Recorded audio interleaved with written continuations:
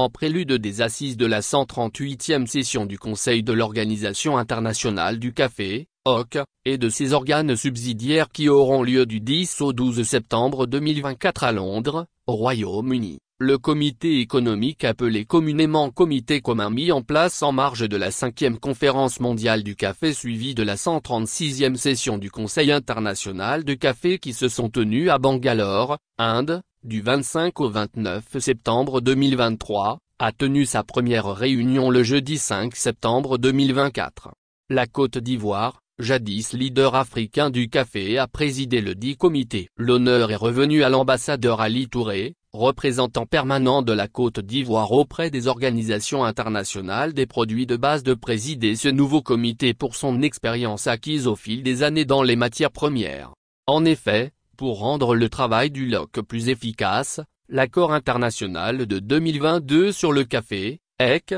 établit 2 comités, le comité des finances et de l'administration, CFA, et le comité économique, CE. Le CFA continuera d'examiner les questions financières et administratives de l'OC dans la continuité de l'EC 2007. Quant au comité commun, il sera chargé des questions relatives à la promotion et au développement des marchés, la transparence du marché, les informations statistiques, les études et les enquêtes, les projets, le développement durable et le financement du secteur du café. Le nouvel accord international du café de 2022, le 7e depuis celui de 1962, est un accord révolutionnaire puisque pour la première fois, il englobe le secteur privé, notamment les détaillants, torréfacteurs et industries du café ainsi que des caféiculteurs. L'objectif de ce nouvel accord international, laborieusement négocié au cours des dernières années, est d'améliorer la situation au sein d'une filière qui représente 300 milliards par an et qui fournit un emploi à des millions de petits caféiculteurs qui vivent avec moins de $500 par an.